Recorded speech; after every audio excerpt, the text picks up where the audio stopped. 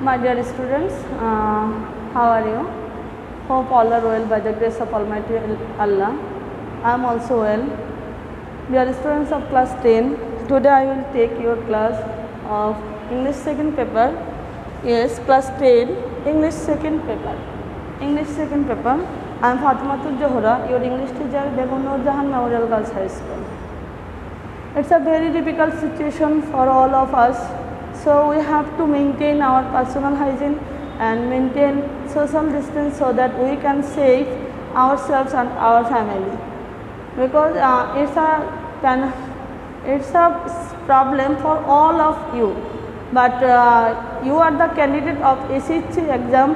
You have to remember it, and you should take preparation or proper preparation for the exam.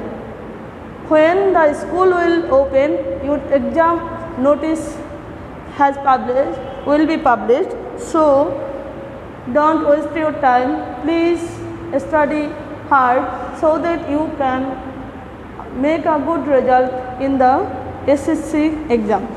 Let's go to the topic. আমরা আজকে ইংরেজি দ্বিতীয় পত্র পড়ব। দ্বিতীয় পত্রের একটা টপিক আমি ক্লাসে পড়িয়েছিলাম, তারপরে তোমাদের আপত্তি যে তোমরা সেটা সম্পর্কে আরেকটু আলোচনা করতে বলছো, তোমাদের জানার আগ্রহ, সেই জন্য আমি আবার আলোচনা করছি।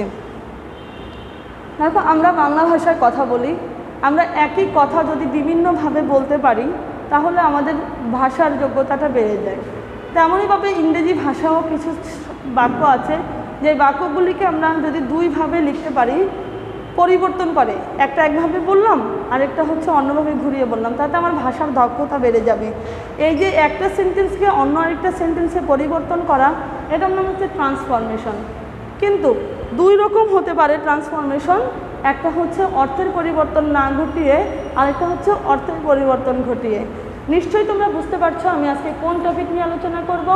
ইয়েস, আমি আজকে আলোচনা করব transformation of sentence.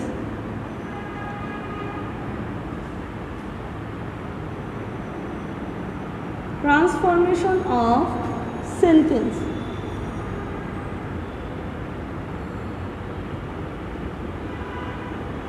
Transformation of sentences. Transformation of sentences মূল বিষয় হচ্ছে যে একটা বাক্যকে অর্থের পরিবর্তন না ঘটিয়ে অন্য একটা বাক্যে রূপান্তর করতে হবে। আমরা সেটা যদি অ্যাফার্মেটিভ থাকে সেটাকে ইন্টারোগেটিভ করব, কিন্তু সেটার কোনো অর্থ পরিবর্তন করব না। অ্যাকচুয়ালি এই ট্রান্সফরমেশনের মূল কথা হচ্ছে যে বক্তার বক্তব্য যাই থাকুক সেটাকে তুমি অল্টারনেট ওয়ে ব্যবহার করে তুমি নতুন করে আবার লিখবে, কিন্তু সেটার কোনো অর্থ পরিবর্তন হবে না। ট্রান্সফরমেশনের মূল যে টপিক সেটা হচ্ছে বিষয় খেয়াল রাখতে হবে, সেটা হচ্ছে sense. Sense is must, you have to remember the sense.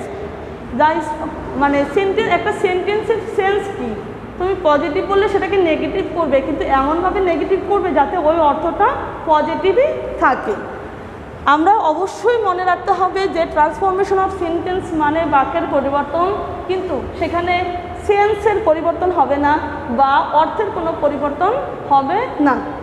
দেখো, ট্রান্সফরমেশন আমরা আগেও করেছি, এখন আবার করছি, একটু মনোযোগ দিয়ে দেখবে যে আমরা আসলে কী বোঝাতে চাচ্ছি। ট্রান্সফরমেশন মিনস বাক্যের পরিবর্তন করতে হবে, কিন্তু সেখানে অর্থের কোনো পরিবর্তন হবে না। ওকে, আমরা এই সেন্সটাকে মাথায় রেখে আজকের ট্রান্সফরমেশনের প্রথম পর্ব ক্লাস করব। নিশ্চয়ই সবাই বই খাতা কলম নিয়ে হাজির হয়েছ, যাতে আমরা যেগুলি বলি সেই ক্লাসগুলি লিখতে পারি। গুরুত্বপূর্ণ topic. If you are unable to understand what I say, please give your comment in our messenger group or in the school page, please. ওকে, আমি এখন আগে একটু প্রকারভেদটা দেখে নিব। Kinds of transformation.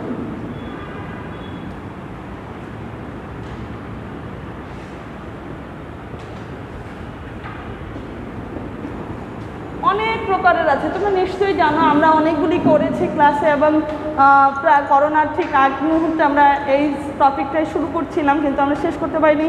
সেই জন্য তোমাদের একটু আপত্তি ছিল যে ম্যাডাম এটা যেন আরেকবার রিপিট হয়। আমি সেই জন্য আবার এই টপিক নিয়ে হাজির হয়েছি। এটা খুবই গুরুত্বপূর্ণ একটা জিনিস, যেটা তোমার ভাষা যোগ্যতাকে বাড়াবে, তোমাকে নতুন কিছু শেখাবে এবং এই ট্রান্সফরমেশন করতে গিয়ে তুমি ইংরেজির মধ্যে যে গ্রামাটিক্যাল বিষয়গুলি আছে সবগুলি বিষয়কে ইন্টাররিলেটেড করতে পারবা। তুমি নতুন করে আবার রিভাইজ করা, আবার দেখা, সবগুলি তুমি করতে পারবা। কাইন্ডস অফ ট্রান্সফরমেশন, অনেক রকম ট্রান্সফরমেশন হয়। আমি কিছু লিখছি, দেখো মিলে কিনা তোমাদের সাথে। সিম্পল, কমপ্লেক্স, কম্পাউন্ড, ওকে। এরপরে আছে অ্যাফার্মেটিভ,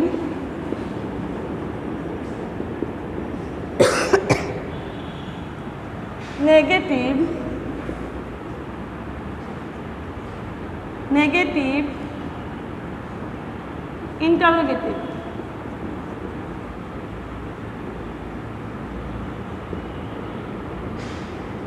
আচ্ছা, হ্যাঁ, তোমরা নিশ্চয়ই বলবে যে ম্যাডাম সিম্পল থেকে কমপ্লেক্স, কমপ্লেক্স থেকে সিম্পল, কম্পাউন্ড থেকে সিম্পল। অবশ্যই হতে পারে, কিন্তু আমরা যদি মূল প্রকারভেদ দেখি তাহলে আমরা দেখব simple, complex, compound, affirmative, negative, interrogative. এছাড়া আছে পজিটিভ, কম্পারেটিভ,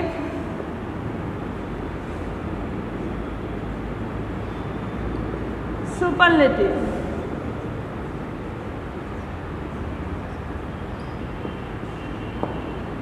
ওকে, সরি। আচ্ছা, আমরা এই প্রকারভেদগুলি একটু আগে দেখে নিই। Simple, complex, compound, affirmative, negative, interrogative, positive, comparative, superlative. তোমরা নিশ্চয়ই সবগুলির সাথে পরিচিত আছে, আমরা এগুলি অনেকবার করেছি, একাধিকবার আমরা এগুলির সাথে পরিচিত হয়েছি। কিন্তু আমরা যেখানে সমস্যাটা তৈরি হয় আমাদের, সেটা হচ্ছে প্রথম যে কমপ্লেক্স থেকে সিম্পল হতে পারে, সিম্পল থেকেও কমপ্লেক্স হতে পারে, আবার কমপ্লেক্স থেকে কম্পাউন্ড হতে পারে, কম্পাউন্ড থেকেও কমপ্লেক্স হতে পারে। আমি যদি একটু অ্যারো চিহ্নের মাধ্যমে দেখাই, দেখো সিম্পল থেকে কমপ্লেক্স, কমপ্লেক্স থেকে সিম্পল, কম্পাউন্ড থেকে কমপ্লেক্স, কমপ্লেক্স থেকে কম্পাউন্ড। এছাড়াও আছে কম্পাউন্ড থেকে সিম্পল, সিম্পল থেকে কম্পাউন্ড। আমাদের সবগুলিই আসতে পারে। আমরা তাহলে খেয়াল করে দেখব মূল বিষয় কিন্তু তিনটা। মূল বিষয় কয়টা? তিনটা। আমরা রুলসগুলিও সেভাবে শিখব যাতে আমরা একটা রুলস করলে কমপক্ষে 4টা বা 5টা সেন্টেন্সে একই রুলস বারবার রিপিট না করে এমনভাবে একটাকে পড়ব যাতে আমরা সেটার সঠিক আনসার করতে পারি। এছাড়া আছে অ্যাফার্মেটিভ থেকে নেগেটিভ। অ্যাফার্মেটিভ, নেগেটিভ বাক্য আমরা অনেক আগে শিখেছি, কিন্তু এখানে সেইভাবে না করে, অর্থের পরিবর্তন না করে আমাদেরকে করতে হবে। অ্যাট দ্য সেম ওয়ে ইন্টারোগেটিভও তাই। যদিও আমরা প্রশ্ন করব, কিন্তু আমরা সেটার সেন্সের কোনো পরিবর্তন করতে পারবো না। এরপরে আছে পজিটিভ, কম্পারেটিভ, সুপারলেটিভ। নিশ্চয়ই তোমরা হচ্ছে অ্যাডজেক্টিভ পড়েছো। অ্যাডজেক্টিভের যে ডিগ্রি আছে বা মাত্রা আছে, সেই মাত্রাকে বোঝানোর জন্যই এই তিনটা পরিবর্তন। যেমন আমরা যদি বলি, দেখো বিগ, বিগার, বিগেস্ট।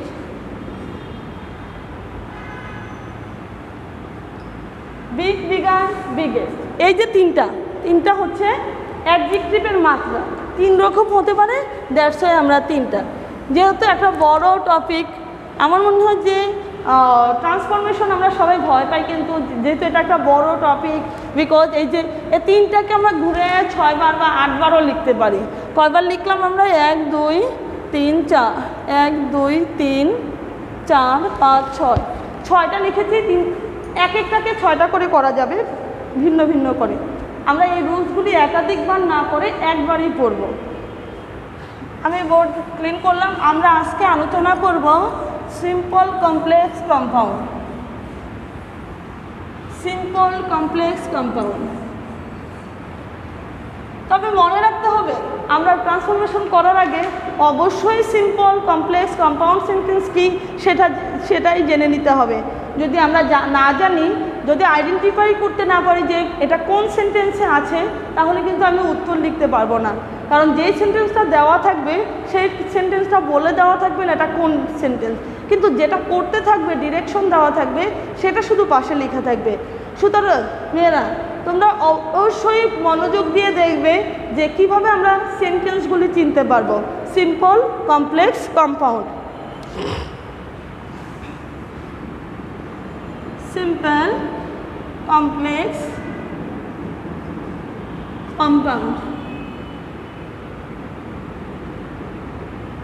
আচ্ছা, সিম্পল মানে কি? সিম্পল অর্থই তো সাধারণ বা সহজ সরল। আমরা সিম্পল জীবনযাপন করে, সাদাসিধে জীবনযাপন করে, মানে সহজ সরল জীবনযাপন করে। সুতরাং সিম্পল মানে হচ্ছে সিম্পল, জিনিসটা সাধারণভাবে বা সাদাসিধেভাবে খেয়াল করলেই হবে। এই সিম্পল সেন্টেন্সে থাকবে একটি মাত্র ক্লজ, তারপরে কি থাকবে? একটি সাবজেক্ট, তারপরে থাকবে কি? একটি ক্লজ, একটি সাবজেক্ট, একটি ফাইনাইট ভার্ব। আমরা এই শব্দগুলির সাথে সবাই পরিচিত, তারপরে আমরা আরেকটু আলোচনা করব। আমি সবগুলি লিখে তারপরে আলোচনা করছি। একটি কমপ্লেক্স সেন্টেন্সে থাকবে একটি মেন ক্লজ,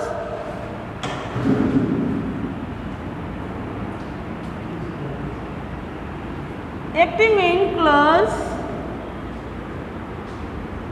এরপরে থাকবে হচ্ছে একটি মেইন ক্লজ,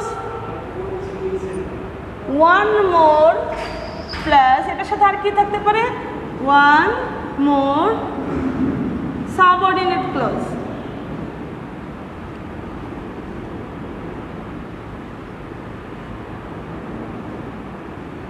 দেখো একটু মনে আছে কি না আমি ক্লোজের নামগুলি, ক্লোজের কথা বলছি। আসলে ক্লোজ কি সেটা মনে আছে তো? ক্লোজ মানে হচ্ছে বাক্যাংশ, সেখানে ফাইনাইট ভার্ব থাকতেও পারে, নাও থাকতে পারে, কিন্তু এটা একটা বাক্য সমষ্টি, বাক্যের অংশ। ক্লোজ মানে বাক্যাংশ, যার অর্থ ভাঙলে দাঁড়াবে বাক্যের অংশ। আমরা এছাড়া আছে কম্পাউন্ড সেন্টেন্স। কম্পাউন্ড সেন্টেন্সে কি? মোর than one close,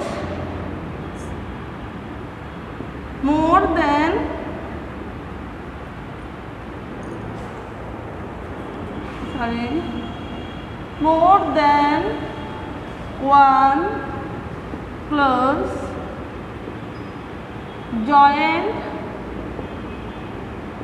by conjunction।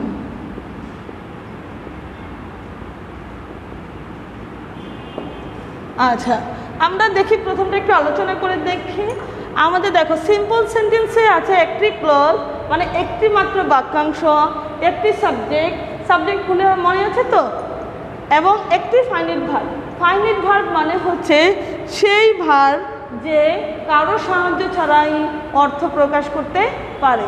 এই বাক্যে একাধিক নন ফাইনাইট ভার্ব থাকতে পারে, কিন্তু সে কখনোই স্বাধীনভাবে অর্থ প্রকাশ করতে পারবে না যদি মানে হচ্ছে একটি ফাইনাইট ভার্ব না থাকে। সুতরাং কোনো সেন্টেন্সের পুরোপুরি সেন্স প্রকাশ করার জন্য অবশ্যই একটি ফাইনাইট ভার্ব দরকার, মানে এটাকে বলা হয় কম্পালসারি ভার্ব।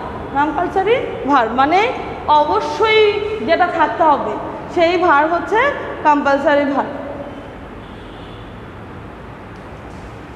এরপরে আছে কমপ্লেক্স সেন্টেন্স, একটি মেন ক্লোজ থাকবে, main clause plus one more subordinate clause. একটা মেন ক্লোজ থাকবে, একটা মেন ক্লোজে কী থাকবে? সাবজেক্ট, একটা ফাইনাইট ভার্ব, একটা অবজেক্ট। এছাড়া যেগুলি থাকবে সেটা হচ্ছে নন ফাইনাইট, একাধিক ভার্ব থাকতে পারে, শুধু ভার্ব না বাক্যাংশ থাকতে পারে, কিন্তু পুরো বাক্যের অংশটাই কোনোভাবে সে অর্থ প্রকাশ করতে পারবে না। এরপরে আছে compound sentence, more than one clause joint by conjunction. এটা কিনা সবচাইতে সহজ, বিকজ আমরা এটা সবাই জানি। কিছু ওয়েল নোন কনজাংশন আছে, যেমন অ্যান্ড, বাট, অর। আমরা সবাই এটার সাথে পরিচিত। এই যে কনজাংশন দিয়ে যদি দুটো বাক্য গঠিত হয়, কনজাংশন দ্বারা যদি দুটো বাক্য মানে যুক্ত হয়, তখন সেটাকে বলবে কম্পাউন্ড সেন্টেন্স। তখন সেটাকে কি বলবে? Compound sentence. ওকে, আমরা শিখলাম যে simple complex compound. Simple complex compound যদি আমি ভালো করে না শিখি তাহলে আমি ট্রান্সফরমেশন করতে পারবো না। সুতরাং আমি বারবার বলছি ছাত্রীরা, যদি কারো সিম্পল কমপ্লেক্স কম্পাউন্ডে কোনো সমস্যা থাকে অবশ্যই আমার ভিডিও দেখবা এবং বইয়ের সাথে পড়বা। এরপরও যদি কোনো প্রবলেম ফেস করো প্লিজ আমাকে জানাবে, যাতে আমি তোমাদের এই সমস্যাটা সমাধান করতে পারি। আচ্ছা, ওকে ডিয়ার স্টুডেন্টস, আমরা যদি এই সেন্টেন্সগুলির একটু একটা করে এক্সাম্পল দেখে নেই তাহলে মনে হয় খুব মানে ইজি হবে আমাদের ব্যাপারটা বুঝতে। I am sure of success, একই সেন্টেন্স দিয়ে আমি তোমাকে চেঞ্জ করে দেখাবো। I am sure of my success. Okay, আমি এইটারই আমি কমপ্লেক্সে লিখতেছি। I am sure that I will be successful.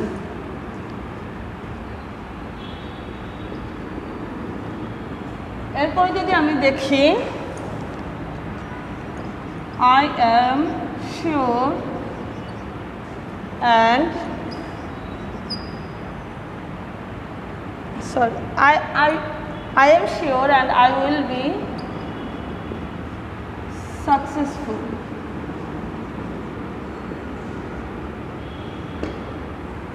আমি তো সমস্যা করতেছি। দেখো, I am sure of my success, আমি আমার সফলতার উপর মানে নিশ্চিত যে আমি সফল হব। এইটুকু হচ্ছে মূল সেন্টেন্স। আই এম শিওর, আমি নিশ্চিত। এখানে কিন্তু একটা সেন্টেন্স শেষ হয়ে গেছে। এই সেন্টেন্স সম্পর্কে একটু অতিরিক্ত তথ্য দিছে। এই তথ্যের উপর, এটা অবজেক্ট, এই তথ্যের উপর ভিত্তি করে আমরা কিন্তু কমপ্লেক্স করতে পারবো এবং কম্পাউন্ড করতে পারবো। দেখো, আই এম শিওর, আমি নিশ্চিত, এটা একটা principal clause. That I will be successful, যে আমি সফল হব। যে আমি সফল হব মানে আমার কিছু বাক্যে কথা থেকে যায়। সুতরাং এটা একটা সাবঅর্ডিনেট ক্লজ এবং এটা একটা প্রিন্সিপাল ক্লজ। এই যে দুটো ক্লজ যুক্ত হয়েছে দ্যাটের মাধ্যমে, এটা হচ্ছে সাবঅর্ডিনেটিং কনজাংশনের মাধ্যমে, এটাকে বলা হবে কমপ্লেক্স সেন্টেন্স। এরপর এটা দেখো, আই এম শিওর, আমি নিশ্চিত। আই উইল বি সাকসেসফুল, আমি সফল হব। এই যে আমি সফল হব এটা নিশ্চিত, আর এটা যুক্ত হয়েছে কোঅর্ডিনেটিং কনজাংশন দ্বারা। অবশ্যই মনে রাখতে হবে, কোঅর্ডিনেটিং কনজাংশন দ্বারা যে সেন্টেন্স যুক্ত হয় সেগুলি কম্পাউন্ড সেন্টেন্স, আর সাবঅর্ডিনেটিং কনজাংশন দ্বারা যে সেন্টেন্স যুক্ত হয় সেটা কমপ্লেক্স সেন্টেন্স। ওকে, আমরা রুলসে চলে যাই। এখানে অনেকগুলি রুলস আছে, তোমরা সবাই জানো যে ট্রান্সফরমেশন অল্টারনেট করা যায়, যে সিম্পল থেকে কমপ্লেক্স, আবার কমপ্লেক্স থেকে সিম্পল। আমরা যদি চাই দুবারই আমরা এই সেন্টেন্সের রুলসগুলি পড়তে পারবো, কিন্তু আমরা সেটা না করে আমরা একটা রুলসই শিখবো, যাতে সেটা থেকে আমি নিজে থেকে রিপিট করতে পারি।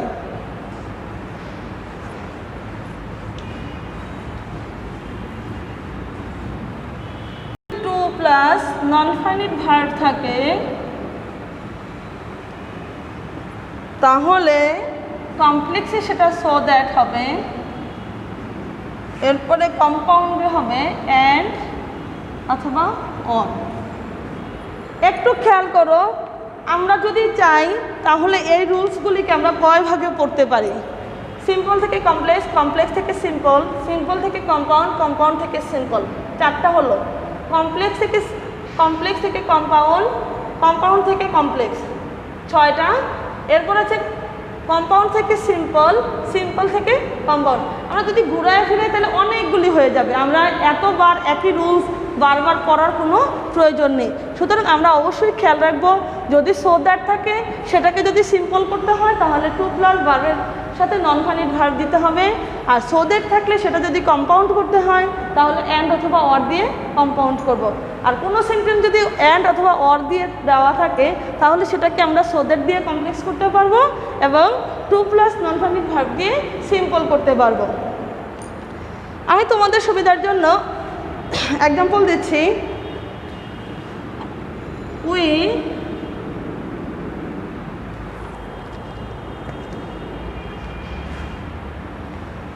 read to learn. We read to learn. আমরা পড়ি কেন? শেখার জন্য। আমরা পড়ি কেন? এখানে ফাইনাইট ভার্ব হচ্ছে read আর সাবজেক্ট উই। দ্যাট মিনস এখানে একটা কমপ্লিট উই রিড, আমরা পড়ি, বাক্য শেষ। কিন্তু অতিরিক্ত তথ্য দিয়েছে কি নন ফাইনাইট ভার্ব দ্বারা। এই টু প্লাস লার্ন এটা দিয়ে কিন্তু আমরা সেন্স কমপ্লিট করতে পারি না। সেন্স কমপ্লিট করতে যেহেতু পারি না, সুতরাং এটা একটা নন ফাইনিট ভার্ব। যদি নন ফাইনিট ভার্ব থাকে অবশ্যই একটা ফাইনিট ভার্ব দরকার হয়, সেটা হচ্ছে এখানে রিড। তাহলে সিম্পল সেন্টেন্সে উই রিড টু লার্ন, এটা একটা সিম্পল সেন্টেন্স। তুমি যদি মনে করো যে এখানে দুটো ভার্ব আছে, তাহলে এটা কেন সিম্পল সেন্টেন্স হবে? অবশ্যই খেয়াল রাখতে হবে টু প্লাস ভার্ব মানে হচ্ছে নন ফাইনিট ভার্ব, যার অর্থ হচ্ছে টু প্লাস লার্ন মানে হচ্ছে পড়তে। এই পড়তের আগে পরে কিছু নেই, তাহলে আমাদের সেন্স ক্লিয়ার হবে না, সুতরাং এটা একটা নন finite verb.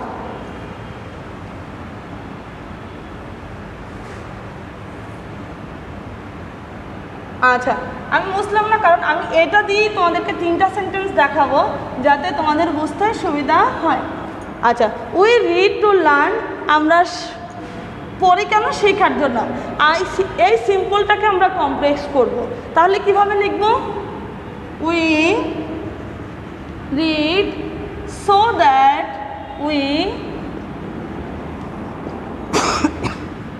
We can learn.